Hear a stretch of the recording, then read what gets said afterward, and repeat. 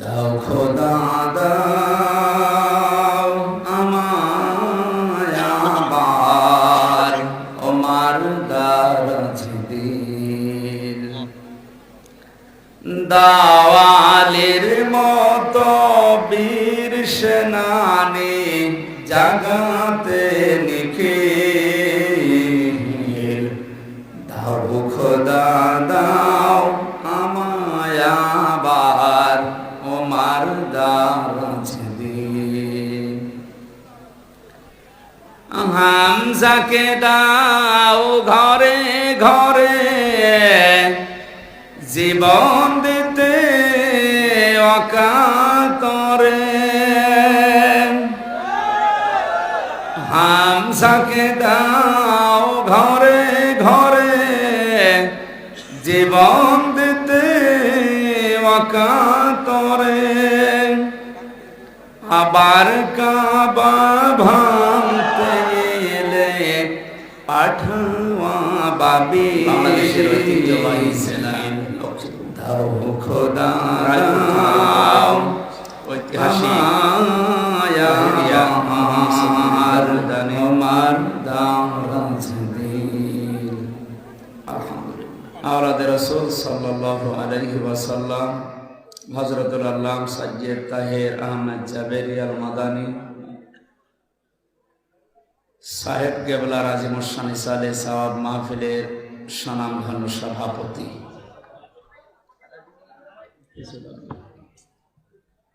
কিছুই লাগবে না, মাহফিলের প্রধান অতিথি, বিশেষ অতিথিবৃন্দ, 3 দিন ব্যাপী অনুষ্ঠানে যে সমস্ত আলেমরা কোরআন এবং হাদিস থেকে আলোচনা করেছেন, রাফা'না লাকা যিকরাক, আলেমদের মর্যাদা কামনা করছে আল্লাহ যেন দুনিয়া আখিরাতে বাড়িয়ে দেয়।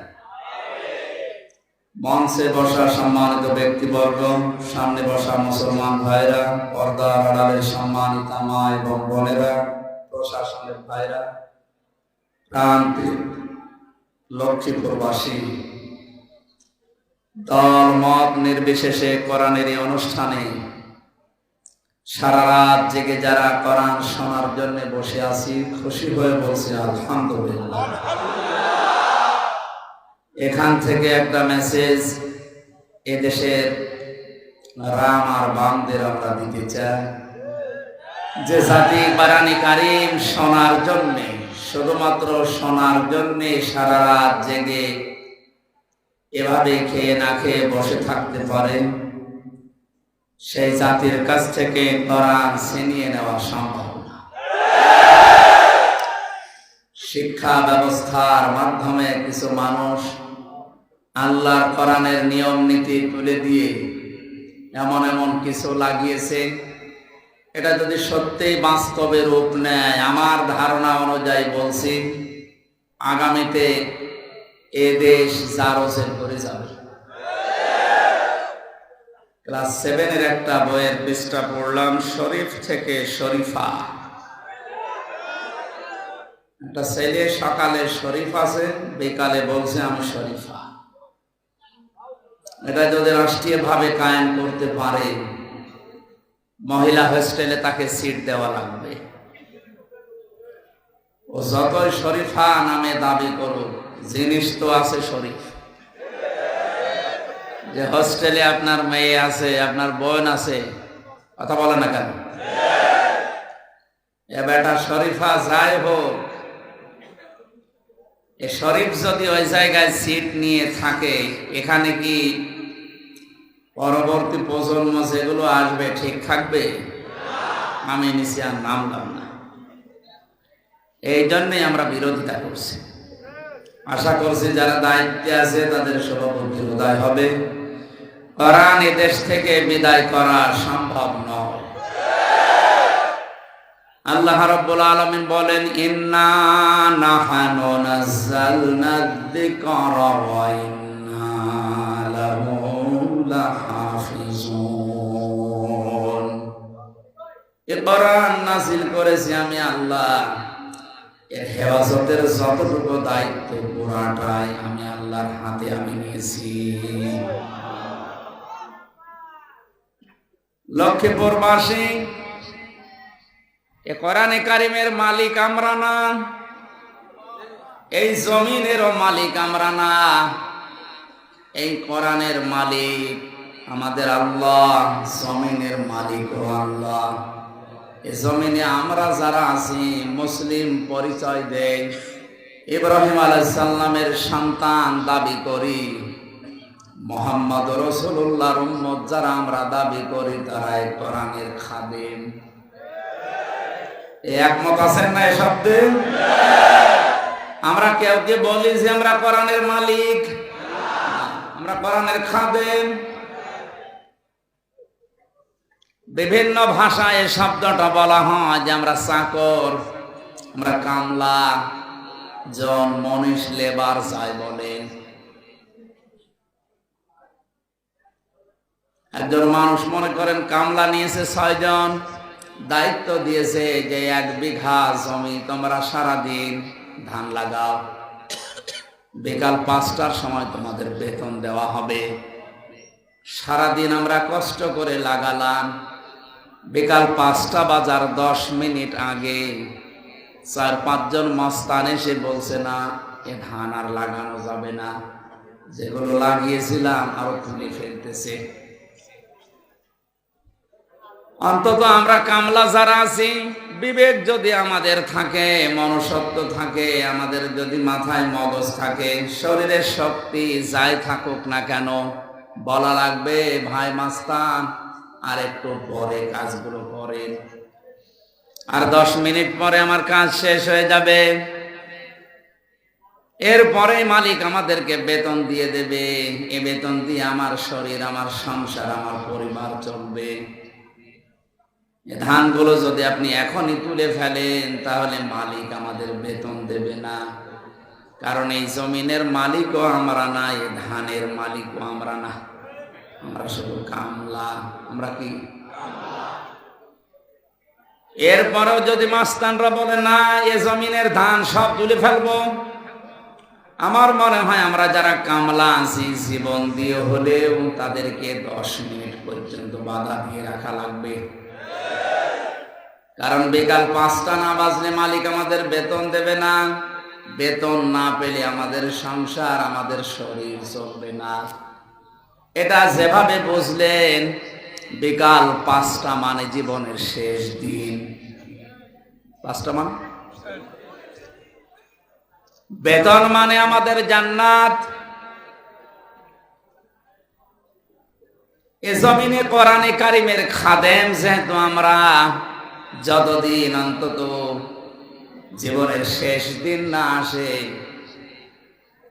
এর মাঝে যদি কেউ কোরআনে কারিমের গায়ে হাত দেয়, তুলে ফেলতে চায়, অবশ্যই তাকে যে কোনো কায়দায় বাধা দেওয়া লাগবে।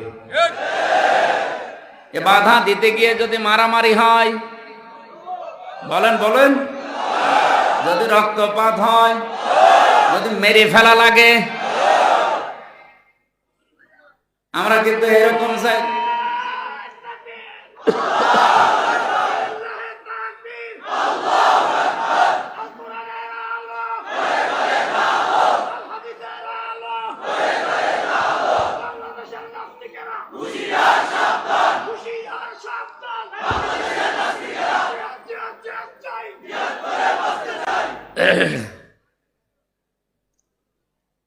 সুতরাং হেফাজত এটা আল্লাহ করবেন।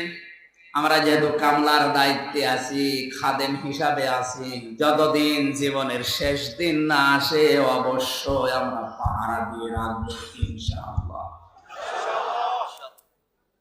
এই কোরআন শোনার জন্য যারা রাত জেগে সারা রাত পর্যন্ত বসে আছে, মাজলিস ফিকহিন খায়রুম মিন ইবাদাতি 60 সানা।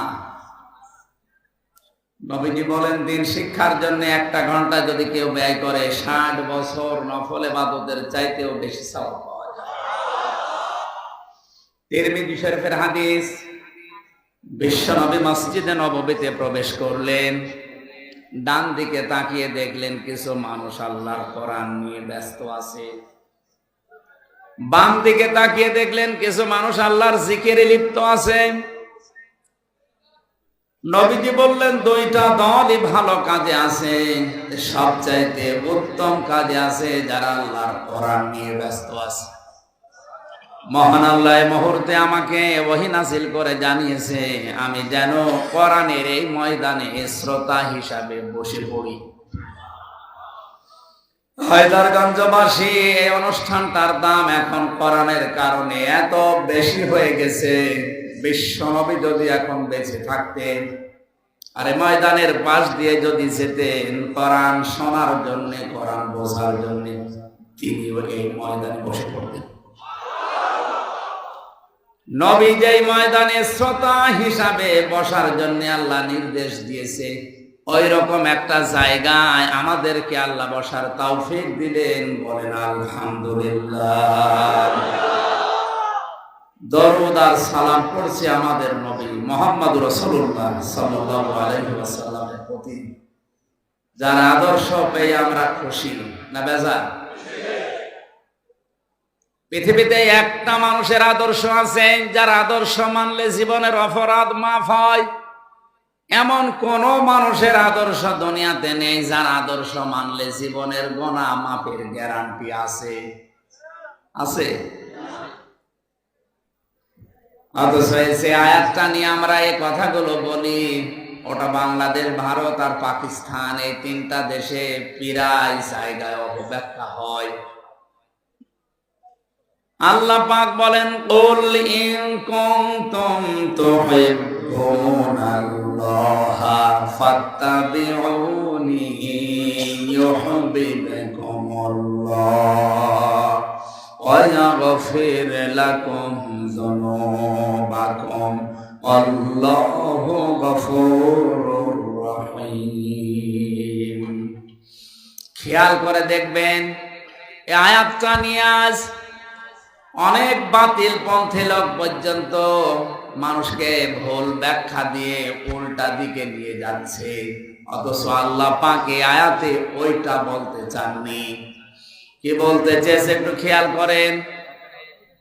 আল্লাহ পাক বলেন নবী আপনি বলুন ইন কুনতুম তুহিব্বুনাল্লাহ, যদি আল্লাহকে ভালোবাসি এ দাবি তোমরা করো। এ দাবি আমাদের নেই। জবান খুলে বলে না দাবি আমাদের আছে কিনা? আল্লাহ তোমাকে ভালোবাসিয়ে দাবি যারা করবে, আল্লাহ পাক ঘোষণা দিচ্ছেন ফাত্তাবিউনি, তারা যেন আপনার অনুসরণ করে। চট্টগ্রামে এই বিভাগের ভেতরে যতগুলো জেলা আছে অধিকাংশ জায়গায় আশেকে রাসূলের নাম নিয়ে অনেকেই বলতে চায় আল্লাহকে যারা ভালোবাসে তারা রাসূলকে ভালোবাসবে না। এখানে এ শব্দ নেই। এখানে হাব্বুন না দিয়ে আল্লাহ তাবউন দিয়েছেন। তাবাইন। আমি অভিধান যতগুলো দেখেছি বিশ্ববিদ্যালয়ে থাকাকালীন, প্রত্যেকটি অভিধান বেত্তা এই তাবউন শব্দের শাব্দিক অর্থ দিয়েছেন দেখে দেখে চলা। আপনি এখানে ভালোবাসার অর্থ করছেন কোন সেন্সে আমার তো বুঝে আসে না। কেউ যদি রাসূলকে অনুসরণ করে, দেখে দেখে চলে, ফাত্তাবিউনি ইউহিব্বুকুমুল্লাহ, তার প্রধান পুরস্কার আল্লাহ বলেন আমি নিজেই তাকে ভালোবাসা আরম্ভ করব। আমি তাকে ভালোবেসেছি বা ভালোবাসা আরম্ভ করেছি এ কথা এখানে নেই। ইউহিব্ব মুজারে, বর্তমান, ভবিষ্যৎ, প্রেজেন্ট, ফিউচার। আল্লাহ ইউহিব্ব দিয়েছেন এই কারণে কেউ যদি রাসূলের অনুসরণ করা আরম্ভ করে আল্লাহ তাকে ভালোবাসা শুরু করবে। এখন আমাদের প্রশ্ন হচ্ছে অনুসরণ এটা কি আংশিক না পূর্ণাঙ্গ? বলেন। বিবেকের কাছে প্রশ্ন করেন তো, এই দেশে আমরা যারা আশিকে রাসূল দাবি করছি আমাদের অনুসরণ কি পূর্ণাঙ্গ না আংশিক? হয়তো কেউ নামাজ পড়ে, দাড়ি রেখে, রোজা রেখে, পাগড়ি বায়াম মাথায় দিয়ে, জব্বা গায়ে দিয়ে, অথবা সর্বোচ্চ দস্তরখানা বিছিয়ে খাবার খেয়ে, খাবারের পরে মিষ্টি খেয়ে শেষ। বাকি রাসূলের 63 বছরের বিশাল জীবনে আর কোন জায়গা নেই, বলেন না কেন? নবী তার স্ত্রীদের সাথে কি ব্যবহার করতেন? সামাজিক জীবনে, পারিবারিক জীবনে, রাজনৈতিক জীবনে তিনি যে 10টা বছর রাষ্ট্র চালিয়েছেন, প্রধানমন্ত্রী ছিলেন, এই সমস্ত জায়গার কথাগুলো বললে যারা রাজনীতি মনে করে মানুষকে ধোঁকা দিয়ে বোকা বানাতে চান, আল্লাহর কসম আপনার অনুসরণ হচ্ছে আংশিক, পূর্ণাঙ্গ না। আংশিক অনুসরণ করলে আপনাকে আল্লাহ ভালোবাসা শুরু করবে। বলেন বলেন। আব্দুল্লাহ ইবনে উবাইয়ের জীবনী পড়েছি। এই লোকটা বিশ্ব নবীকে অনুসরণ করেছিল, কিন্তু আংশিক। ওর নামাজ রোজা বিশ্ব নবীর সাথেও তারাবি পড়তো, ইফতারি করতো, নামাজ পড়তো তার পেছনে। ওর দাড়ি ছিল, জুব্বা ছিল, তসবিহ ছিল, সব ছিল। রাজনৈতিক জীবনে তলে তলে আদর্শ ছিল আবু জেহেল। এর অনুসরণ শুধু আংশিক হয়েছে, পূর্ণাঙ্গ না। এই জন্য আল্লাহ তাকে ভালোবাসেনি। আর আল্লাহ যদি ভালো না বাসে, তাকে আল্লাহ মাফও করবে না, জান্নাত তো দূরের কথা। এই সহজ কথাগুলো মাথায় আমাদের ঢোকে না, খালি উল্টা দিকে নিয়ে যান। আমি যে ভালোবাসা বাদ দিয়ে অনুসরণের ব্যাখ্যাটা এখানে করেছি, ভালো তো বাসায় লাগবে, মাস্ট বি, ভালোবাসা তো থাকবে, কিন্তু ভালোবাসার প্রমাণ দেওয়া লাগবে নবীজির জীবনের অনুসরণের মাধ্যমে। এই কথাটাই মিডিয়ারা দেখবেন কালকে কাটছাট করে নরে বাংলা, ইংরেজি বাংলা এদের কাছে পাঠিয়ে দেবে, আর এরা বলবে আমির হামজা রাসূলের ভালোবাসার বিরুদ্ধে। কি ভালোবাসা ওনাদের! বিশ্ব নবীর আদর্শের কথা, ভালোবাসার কথা বলতে গিয়ে 3টা বছর আমার জীবন থেকে হারিয়ে গেল। আর ওদের জীবনের 1 মিনিটও নষ্ট হয় না। আমরা বলে আশিক রাসূল।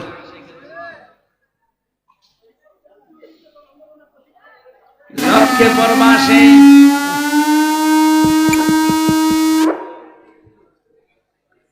আমি শব্দ কি ডিস্টার্ব করে কেন?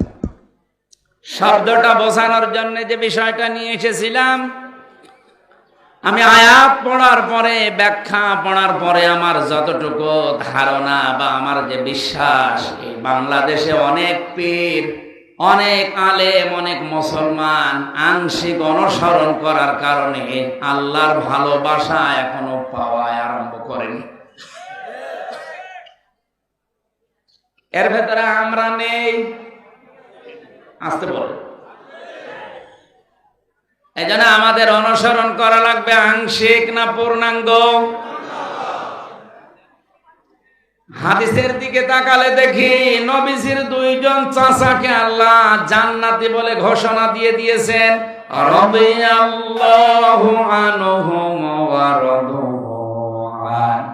যে 2 জন চাচার ব্যাপারে এই আয়াতটা, যারা এই আয়াতের ভেতরে শামিল, তারা হচ্ছে হযরতে আব্বাস, হযরতে হামজা রাদিয়াল্লাহু তাআলা আনহু। তাদের জীবনে রাসূলের ভালোবাসাও ছিল, অনুসরণও ছিল। কথা বলেন না?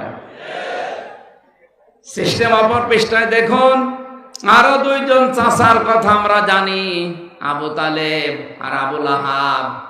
এই 2 জন আপন চাচা, কিন্তু এরা শুধু ভালোবাসা দিয়ে শেষ করে দিয়েছে, অনুসরণ করে নাই। আপনার কি বিবেকে এখনো নাড়া দেয় না? নবীর আপন চাচা 2 জন জান্নাতি, 2 জন জাহান্নামী, শুধু ভালোবাসা দিয়ে অনুসরণ না করে জাহান্নামী।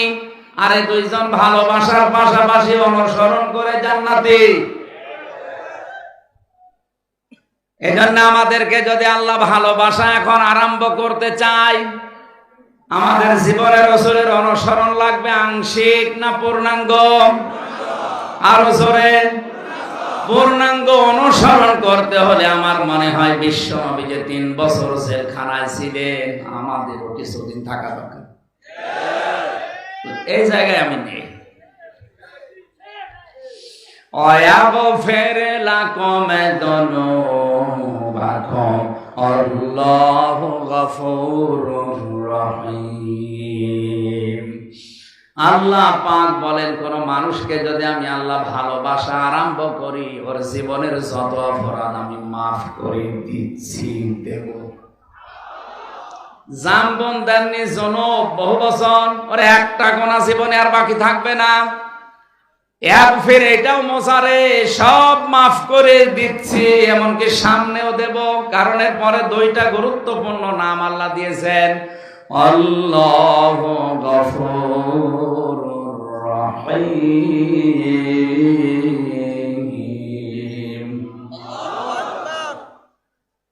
এতক্ষণ পর্যন্ত যেটা বোঝানোর চেষ্টা করলাম, এবার আসেন বাস্তবে।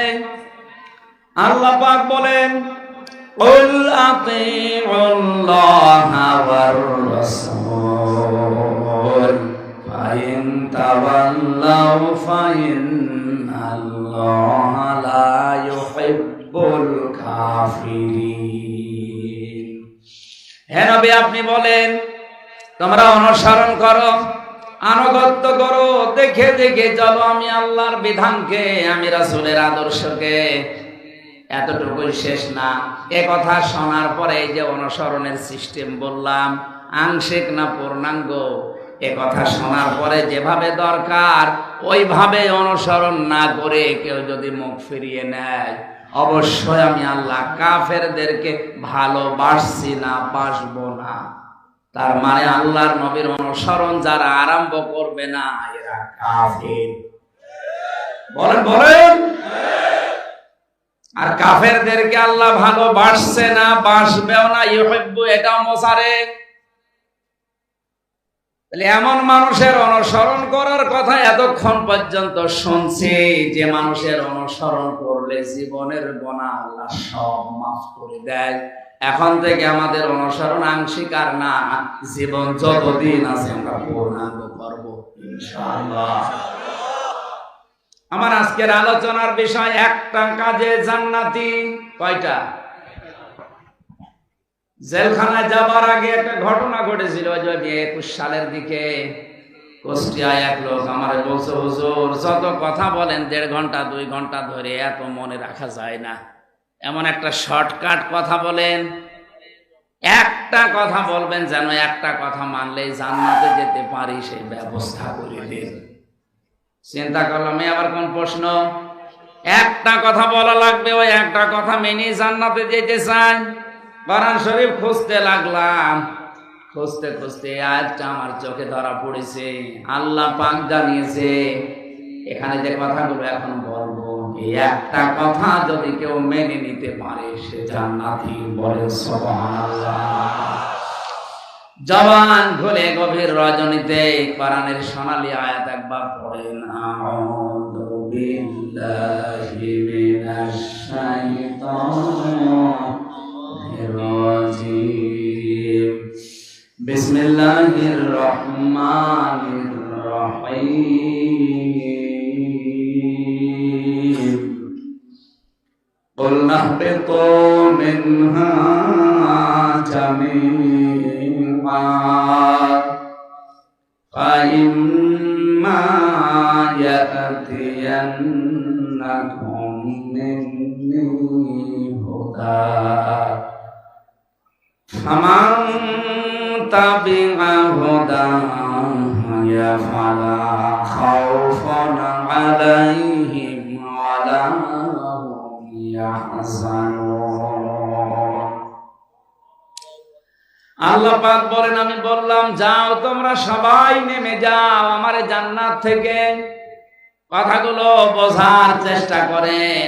2 জনকে আল্লাহ নামিয়েছিলেন, খুব বেশি হলো 3 জন, হযরতে আদম, হযরতে হাওয়া, পাশাপাশি শয়তান। কয়জন? আল্লাহ যে এখানে জামিআ দিয়েছেন, মুফাসসির লিখেছেন হযরতে আদম এবং হাওয়া, এই 2 জনকে আল্লাহ শুধু উদ্দেশ্য করেননি, কিয়ামত পর্যন্ত যত সন্তান আদমের আসবে তারাও এই জামিয়ার ভেতরে শামিল। সুবহানাল্লাহ। যেহেতু আমরা আদমের সন্তান নাকি, এই দেওয়ার জন্য আজ অনেক নাস্তিক মোরতাদেরা আমাদের শিক্ষা ব্যবস্থায় পর্যন্ত এটা চালিয়ে দিতে চায় যে আমরা আদমের সন্তান না, আমরা বানরের সন্তান।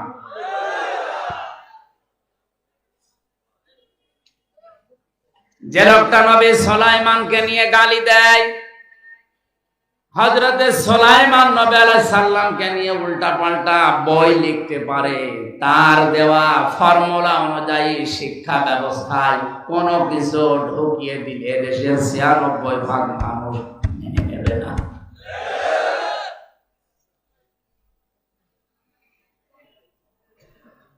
আপনি হয়তো বানরের সন্তান হতে পারেন, আপনার পূর্বপুরুষ থাকতে পারে, কিন্তু আমরা ওটা স্বীকার করি না। আমাদের কোরআন জানিয়েছে আমরা আদমের সন্তান।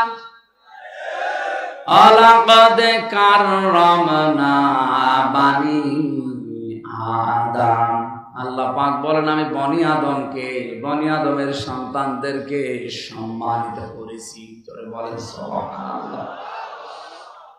আমাদের নামিয়ে দিলেন যখন হযরতে আদম এবং হাওয়া পৃথিবীর দুইজন দুই জায়গায়, আল্লাহ পাক তাদেরকে জানিয়ে দিলেন আফসোস করা, দুঃখ করা, হয়তো হতাশা এগুলো ঘিরে ধরেছে তোমাদেরকে, কোনো অসুবিধা নেই। ফাইম্মা ইয়াতিয়ান্নাকুম মিন্নি হুদা, আমার পক্ষ থেকে যুগে যুগে হেদায়েত যাবে, পথ নির্দেশিকা যাবে। ফামান তাবিয়া হুদায়া, যে ব্যক্তি অনুসরণ করবে সেই হেদায়েতের, ফালা খাউফুন আলাইহিম ওয়ালা হুম ইয়াহজানুন, তাদের কোনো ভয়ও নেই, চিন্তাও নেই। তাদেরকে আবার যেখান থেকে ফিরিয়ে দিলাম এই জায়গায় ফিরিয়ে নিয়ে আসবো। যে হেদায়েত পাঠিয়েছেন যুগে যুগে, তার ভেতরে সর্বশেষ হেদায়েতের নাম আল কোরআন, আল ফুরকান। কথার জবাব দেন না কেন? সর্বশেষ হেদায়েতের নাম কি? আল কোরআন, আল ফুরকান। কোরআনে কারীম যদি এখন সর্বশেষ হেদায়েতের এই কিতাব থাকার পরে, পাওয়ার পরে কেউ কোরআন থেকে সত্য মিথ্যা পার্থক্য করে বাকি জীবন চালাতে না পারে, আল্লাহর কসম ওর কপালে আর হেদায়েত বলে কিছু নেই। এবার গুরুত্বপূর্ণ একটা তথ্য বলবো, ভালো করে খেয়াল করে। আল্লাহ রাব্বুল আলামিন কোরআনে কারীমকে শুধু কোরআন নাম দিয়েই ছেড়ে দেননি, ৫৫টার উপরে নাম পেয়েছি আমি। তার ভেতরে অন্যতম নাম হচ্ছে আল ফুরকান, সত্য মিথ্যার পার্থক্যকারী কিতাব এই কোরআন। শাহরু রমাদান আল্লাযী উনজিলা ফীহিল কুরআন হুদাল লিন-নাসি ওয়া বায়্যিনাতিম মিনাল হুদা ওয়াল ফুরকান। আল্লাহ পাক বলেন এই যে রমজান মাস, এ মাসে আমি কোরআন নাযিল করলাম হেদায়েতের পথ নির্দেশিকা দিয়ে, স্পষ্ট দলিল আর প্রমাণ দিয়ে। এটা সত্য মিথ্যা পার্থক্যকারী। আমি আয়াতের তাফসিরে টিকায় দেখেছি, কোরআন পাওয়ার পরে সর্বশেষ হেদায়েতের এই মশাল, এই কিতাব, এটা পাওয়ার পরেও যদি কেউ সত্য মিথ্যার পার্থক্য করে বাকি জীবন চালাতে না পারে, ওর জীবন আল্লাহর ভাষায় ব্যর্থ। আমরা ব্যর্থ হতে চাই? আরো জোরে বলেন। এই যে ফালা খাউফুন আলাইহিম ওয়ালা হুম ইয়াহজানুন, আল্লাহর এই হেদায়েতকে যারা অনুসরণ করবে, দেখে চলবে, তাদের কোনো ভয় নেই, চিন্তা নেই। এই ৩টা বছরের অন্ধকার জীবনে আমি যতটুকু অভিজ্ঞতা, বাস্তবতা পেয়েছি, ২ মিনিটের ভেতরে একটা কথা শোনাচ্ছি। আপনার আগ্রহ, আপনার বাস্তবতা, আপনার ঈমান আমার মনে হয় আরো বেড়ে যাবে। সূরা হামিম সাজদার ৩০ নম্বর আয়াতটা লক্ষ্য করবেন। ইন্নাল্লাযীনা ক্বালু রাব্বুনাল্লাহু সুম্মা ইসতাকামু তাতানাজ্জালু আলাইহিমুল মালাইকা আল্লা তাখাফু ওয়া লা তাহজানু ওয়া আবশিরু বিল জান্নাতি জান্নাতিল্লাতী কুনতুম তুআদুন। আল্লাহ পাক বলেন অবশ্যই যারা এই যে হেদায়েতের কিতাবের ভেতরে আয়াতটা আছে না নেই, এই আয়াতে আল্লাহ জানিয়েছেন অবশ্যই যারা এ কথা বলতে পারে যে আমাদের রব আল্লাহ, এর উপরে টিকে থাকে, ইস্তেকামাত পয়দা করে, দৃঢ়তা পয়দা করে, তাদের বিপদে আপদে আমি আল্লাহ ফেরেশতা নাজিল করে হলেও সাহায্যের জন্য পাঠাই। ফেরেশতারা এসে তাদেরকে সান্ত্বনা দেয়, কোনো ভয় নেই, কোনো চিন্তা নেই। তাফসিরে আমি এই যে আল্লাহ তাখাফু ওয়ালা তাহজানু, এই দুইটা শব্দ পড়তে গিয়ে বাইরে যতদিন ছিলাম আমি বুঝিও নাই, পাইও নাই, ভেতরে যাবার পরে 3 বছরে পেয়েছি এবং আমি শুনেছি। ফেরেশতারা এসে বলে একজন না, মালাইকা বহু বচন, বহু ফেরেশতা আল্লাহ পাঠায়। ওই লোকটাকে ডাক দিয়ে বলে আল্লাহর বান্দা কোনো ভয় নেই, কোনো চিন্তা নেই। কিসের ভয়, কিসের চিন্তা? হয়তো মানুষের ভয় হতে পারে, চিন্তা হতে পারে যে এখনই যদি আমি মারা যাই, এখনই যদি আমার ফাঁসি হয়ে যায়, তাহলে আমার সন্তান, আমার সম্পদ, আমার যে বিশাল কিছু দুনিয়ায় রেখে গেলাম, এগুলো কে দেখবে? ফেরেশতারা ওই সময় তার কানের কাছে এসে বলে কোনো চিন্তা নেই, কোনো ভয় নেই, তুমি যে আল্লাহকে রব বলে টিকেছিলে, এই কারণে আল্লাহ তোমার সব কিছু নিজে পাহারা দেবে। এই সুসংবাদটা শোনার পরে এই লোকটা আনন্দ চিত্তে এগিয়ে যায়। শহীদ মীর কাসেম আলী রহমাতুল্লাহ আলাইহি, এই লোকটাকে যেদিন ফাঁসি দেওয়া হয়, তাকে যে পাহারা দিচ্ছিল কারারক্ষীর নাম তোরাব আলী।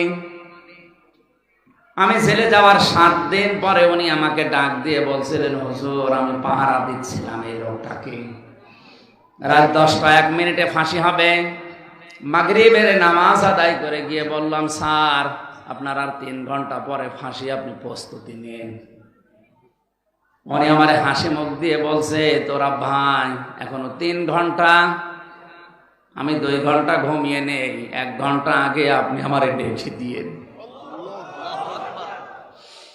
কারারক্ষী আমাদের পাহারা দিতে গিয়ে কাঁদছিল যে হুজুর আমি আশ্চর্য হয়ে গেছি যে 3 ঘন্টা পরে যে লোকটার ফাঁসি, সে লোকটা বলছে আমি 2 ঘন্টা ঘুমাই, আপনি 1 ঘন্টা আগে আমারে ডেকে দিয়ে। ওর ঘুম আসে কি করে? ঠিক দেখলাম ঘুমিয়ে গেল। 2 ঘন্টা পরে আমি ডাকলাম, ঘুম থেকে উঠে গোসল করে ওযু করে সারা নামাজ শেষ করে 2 রাকাত নামাজ নফল পড়ে আমারে বলছে এবার চলেন। অথচ তার সন্তানটা ব্যারিস্টার, গুম হয়ে আছে। বাংলাদেশে যদি 10 জন ধনী থাকে, তার ভেতরে সে একজন। কথা বলে না কেন? লক্ষ লক্ষ মানুষের কর্মসংস্থান তৈরি করেছে। তার মাথা ছিল না, এটা ছিল একটা ম্যাগনেট। এই লোকটার জীবন মাত্র আর 1টা ঘন্টা বাকি আছে, এর ভেতরে তার ঘুম আসলো কি করে? ও তো আশ্চর্য হয়ে গেছে, ঘুম তো আসার কথা না। আমিও বুঝি নাই। এই 3 বছর শেষ হওয়ার পরে আমার এখন বুঝে এসেছে ঘুম এমনি আসে নাই। যারা আল্লাহকে রব বলে সত্যি টিকে থাকতে পারে, আমার আল্লাহ যে ফেরেশতাদেরকে পাঠিয়ে থাকে আল্লাহ তাখাফু ওয়ালা তাহজানু, এটা শোনায়, এটা আমি বাস্তব দেখে এসেছি।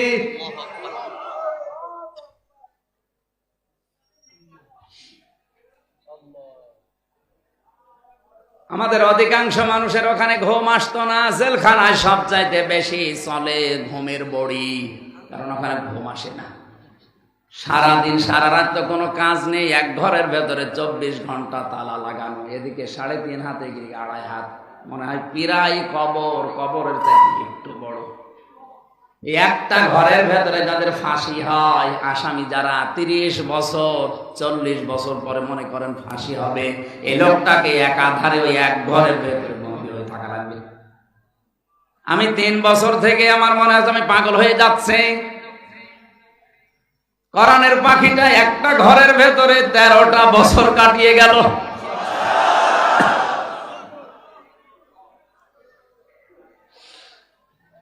লক্ষ্মীপুর বাসী কোরআনে কারিমের আয়াত অনুযায়ী আমি বলছি, ওয়াবশিরু বিল জান্নাতিল লাতী কুনতুম তুআদুন।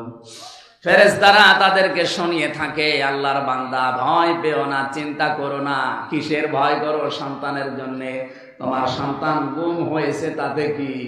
তোমার লক্ষ লক্ষ মানুষেরা কাজ করে প্রতিষ্ঠানে তাতে কি? তুমি বিদায় না, মহান আল্লাহ এগুলো সব পাহারাদার হয়ে যাবে। এই কারণেই মনে হয় তার 2 ঘন্টা ঘুম হয়েছে, নাই তো ঘুম আসার কথা না।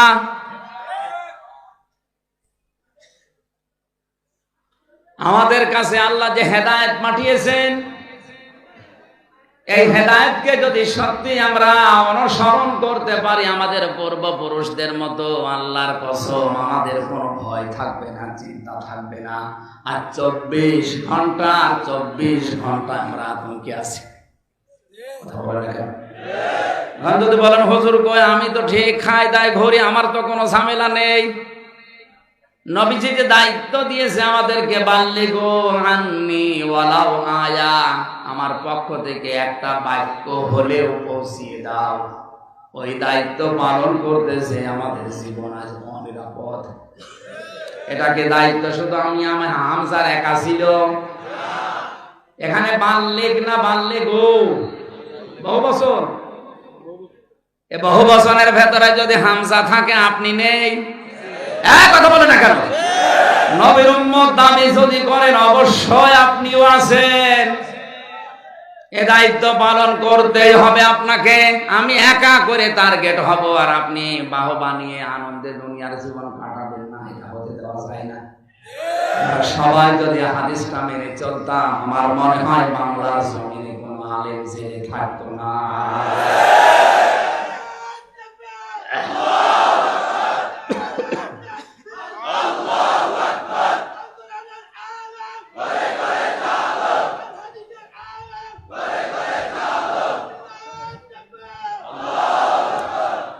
আল্লাহ রাব্বুল আলামিন বলেন, পাঠিয়ে দিয়েছি হযরত আদম আলাইহিস সালামকে দুনিয়াতে।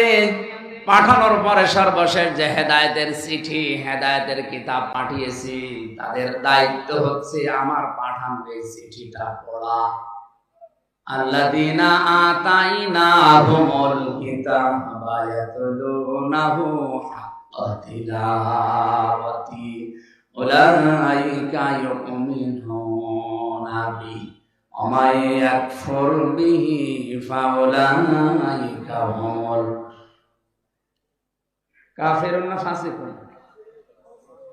খাসিরুন।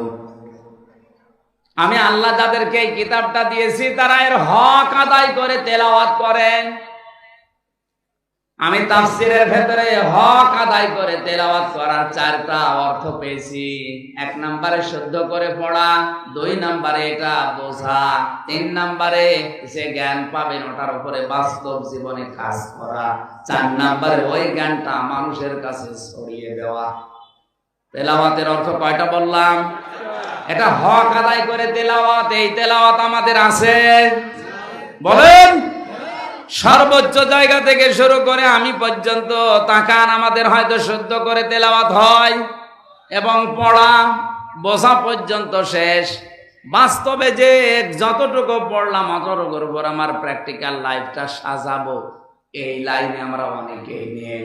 আর 4 নাম্বারটা, এটা মানুষের কাছে ছড়িয়ে দেওয়া, মানুষকে মানানোর মতো ব্যবস্থা করা, এটা তোমরা নেই।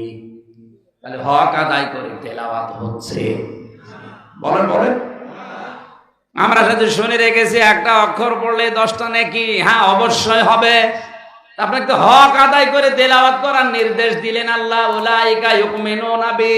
আর এই মানুষগুলো আমার কোরআনকে বিশ্বাস করে। তাহলে হক আদায় করে যাদের তেলাওয়াত হচ্ছে না, ওরা কোরআন বিশ্বাস করে না। আমাই ইয়াকফুর বিহি, যে ব্যক্তি হক আদায় করে পড়ে না, সে যেন কোরআন অস্বীকার করে। ফাউলাইকা হুমুল খাসিরুন, তাদের জীবন হবে ক্ষতিগ্রস্ত। জোরে বলেন নাউজুবিল্লাহ। এই আয়াতটা কোরআনে ভয়ঙ্কর আয়াত একটা। বিশেষ করে যারা কোরআন পড়ে, বোঝে, আমল করে, কিন্তু মানুষকে মানানোর ব্যবস্থা করার লাইনে নেই। আমিও তো কোরআন পড়লে আমার অসুবিধা হতো না, কোরআন বুঝলে আমার অসুবিধা নেই। কোরআন যতটুকু পড়ি, যতটুকু বুঝি, ওর উপরে যদি আমি টোটা ফাটা কাজ করতাম আমার ঝামেলা নেই। যে আমি বলি না এটা আমি মানুষকে মানাবো, তখনই আমার সমস্যা হয়ে দাঁড়ায়। আল্লামা শফি সারা জীবন কোরআন পড়েছে, পড়িয়েছে, বুঝেছে, বুঝিয়েছে, নিজে আমলও করেছে টুকটাক, অসুবিধা ছিল না। যেই কোরআনের পক্ষে অবস্থান নিয়ে নবীজিকে গালি দেওয়া, এটা কোরআনের পক্ষে না বিপক্ষে? সূরা তাওবার 61 নম্বর আয়াতে আছে, ওয়াল্লাযীনা ইউযুনা রাসূলাল্লাহি লাহুম আযাবুন আলীম। নিশ্চয় আল্লাযীনা, যারা ইউযুনা, এটা মোজারে, বর্তমান, ভবিষ্যৎ, প্রেজেন্ট, ফিউচার। নবীজিকে কষ্ট যারা দিচ্ছে, দেবে, তাদের জন্য যন্ত্রণাদায়ক শাস্তি রেডি করছে কে? এই বাস্তবতা উপলব্ধি করে যখন কত বছর বয়সে মারা গেল? 100-র উপরে না?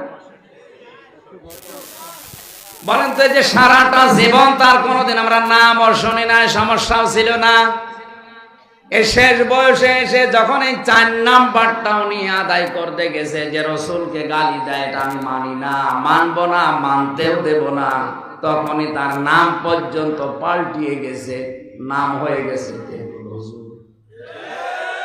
ওনারে এখন সারা দুনিয়ায় আল্লামা আহমেদ শফির চাইতে তেতুল হুজুর বললে বেশি চেনে। এই নামটা দিল কে? যে মাথা থেকে নামটা এসেছে, তাকান, এটা ছোট কালো মাথা না।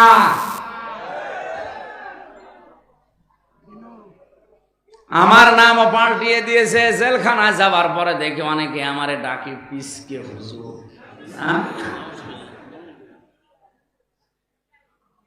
আপনারা হয়তো দেখেছেন আমার ওই ছোট মেয়েটা, আমি 1 বছর রেখে গিয়েছিলাম জেলে, এখন ওর 4 বছর। জামিন হওয়ার কিছুদিন আগে কারাগারের যে পিজন ভ্যান আছে, ওটা ধরে মনে হয় ঝুলিয়েছিল। আমারই তো পিসকে আছে, আমারই পিসকে বলে ডাকে। আমার এখন আমি রামজান নাম পাল্টিয়ে গেছি। আমি তো কোরআনের হক আদায় করে তেলাওয়াত করতে চাই, কারণ আমাকে যেখান থেকে আসা ওই জায়গায় আবার ফেরত যাওয়া লাগবে। আর কাজে একটাই, কাজ কয়টা? একটা কাজই আমারে করা লাগবে।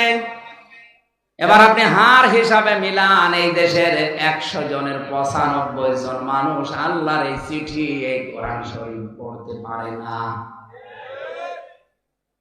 মাদ্রাসা যারা কায়েম করেছে, এখানে এই কোরআন এখানে পড়ানো হয় না। আরো জোরে বলেন, এখানে কোরআন বোঝানো হয় না, এখানে কোরআনের উপরে আমলও করানো হয়। 4 নাম্বারটা এখান থেকেও যদি শুরু হয় যে আমরা কোরআন মানুষকে মানাবো, তখনই আবু হানিফার মতো 8 বছর জেলখানা থাকা লাগবে, ইমাম মালিকের মতো 42 দিন রিমান্ডে থাকা লাগবে, কোরআনের পাখির মতো শেষ পর্যন্ত জীবন দেওয়া লাগতে পারে। আমরা শুধু উল্টা দিকে নিয়ে যাই, আমরা কোরআন পড়ি না, আমরা নামাজ পড়ি না, আমরা তাহাজ্জুদও পড়ি। আরে ভাই, এই 4টা বিষয় লক্ষ্য করে কেউ যদি কোরআন না পড়ে, সে হক আদায় করে পড়ে না, আর হক আদায় করে না পড়লে সে কোরআন বিশ্বাসও করে না।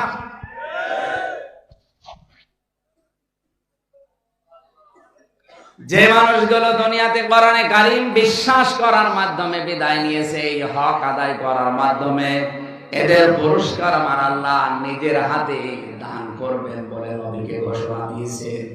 আমার আমিলা বিহি বুজিরা, কোরআন দিয়ে যারা আমল করে, এদের পুরস্কার আল্লাহ নিজের হাতে দান করবেন। আপনি হাদিস দেখে যদি আমল করেন, ফাজাইলে আমল দেখে যদি আমল করেন, ফজিলতের যে কিতাবগুলো আছে যদি পড়েন, আপনার কিয়ামতের ময়দানে আপনাকে আল্লাহ কিছু দেবে না তা না, হয়তো পুরস্কার দেবে ফেরেশতাদের দিয়ে, নবীদের দিয়ে, রাসূলদের দিয়ে। কোরআনের আমল যদি কেউ করে, মহান আল্লাহ নিজের হাতে তাকে পুরস্কার দান করবে।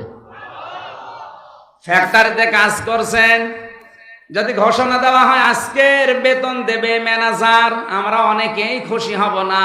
যদি ঘোষণা দেওয়া হয় আজকে মালিক নিজে এসে মন মতো বেতন দেবে, অনেকের ভেতরে খুশি জোয়ার বইবে। তারপরও দুনিয়ার প্রতিটি মালিকের একটা সীমাবদ্ধতা আছে। হাদিসের এই ভাষাটা আমানা আমিলা বিহি উজিরা, যারা কোরআন দিয়ে আমল করবে এদের পুরস্কার আল্লাহ নিজে দান করবেন। কত দেবেন এটা আমরা জানি না, বেগাইরে হিসাব। সুতরাং আমাদের আমল হবে দুনিয়ায় কিসের উপরে? কোরআনে আল্লাহ 500 আমল দিয়েছেন, শরীয়তের বিধান, তার ভিতরে এইটা একটা। কোরআনে কারীমকে যদি আমল করে দুনিয়ার জীবন থেকে আমরা বিদায় নিতে পারি, মহান আল্লাহ আমাদের মালিক যিনি, তার হাতে আমরা পুরস্কার পাবো ইনশাআল্লাহ। আল্লাহ আমাদের তৌফিক দান করেন, বলেন আমিন। আল্লাযীনা কাফারু ওয়া কাযযাবু বিআয়াতিনা, যে মানুষগুলো কাফের, আল্লাহর আয়াতকে যারা মিথ্যা প্রতিপন্ন করে। জেলখানা থেকে 1 মাস বের হয়ে আমার মনে হচ্ছে দিন দিন কোরআনে কারীমের আয়াতকে অবিশ্বাসী মানুষ এই দেশে বেড়ে যাচ্ছে। বিভিন্ন কারণে বাড়ছে, আমি কারণগুলো বলতে পারছি না। উলাইকা আসহাবুন নারি হুম ফিহা খালিদুন, এরা হচ্ছে জাহান্নামের অধিবাসী, চিরকাল এদেরকে জাহান্নামে থাকা লাগবে। চলে বলেন নাউজুবিল্লাহ। কোরআন এসেছে আপনাদের সতর্ক করার জন্য।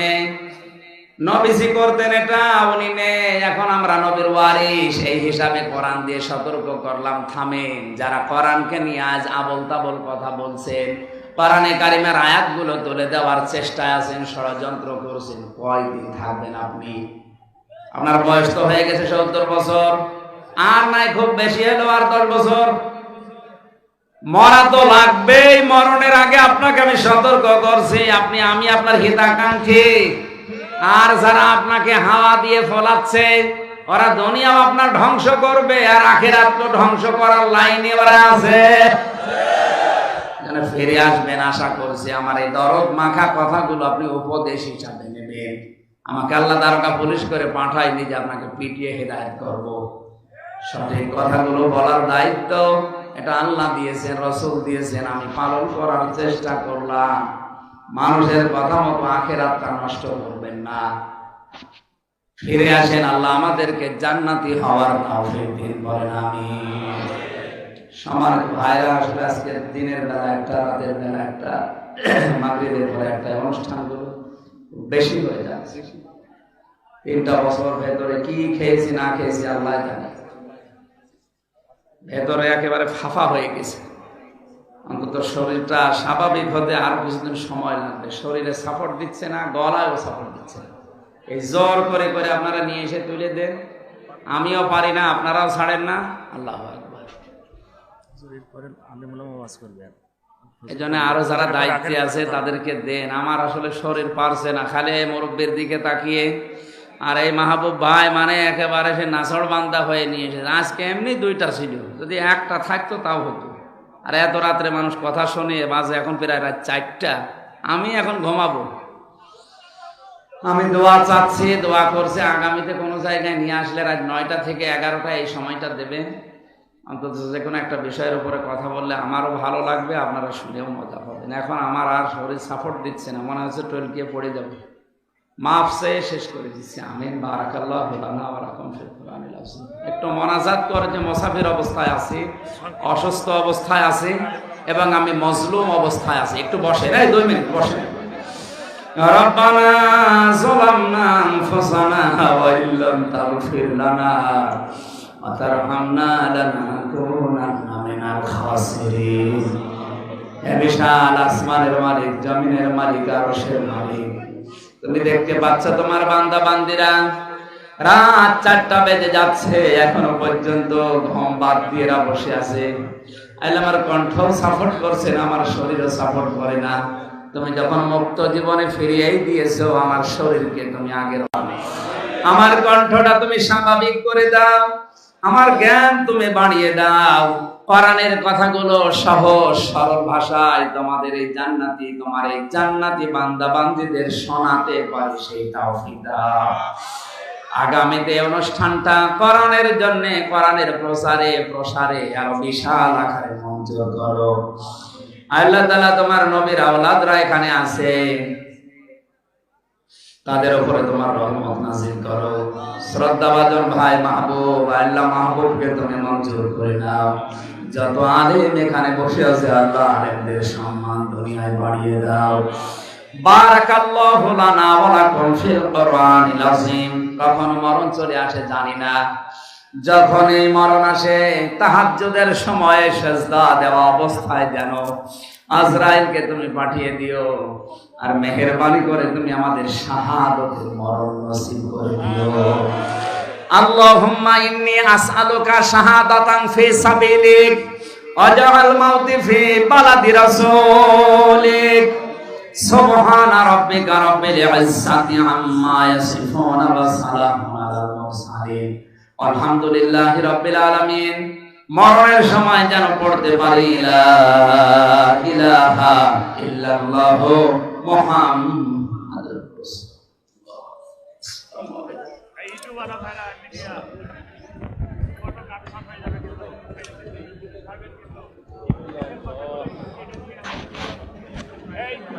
আলহামদুলিল্লাহ, আমরা ধন্যবাদ জানাচ্ছি মুফতি মাওলানা আমির হামজা মহোদয়কে। তিনি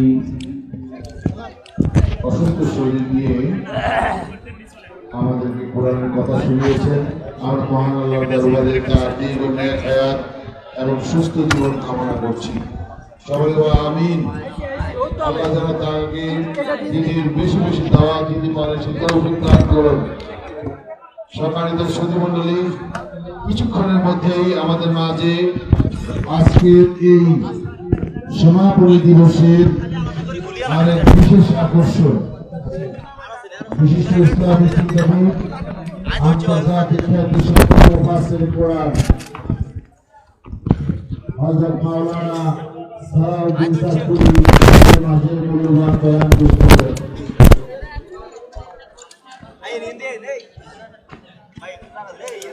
আপনাদেরকে ধৈর্য সহকারে বসে যাওয়ার জন্য বিনীতভাবে অনুরোধ জানাচ্ছি।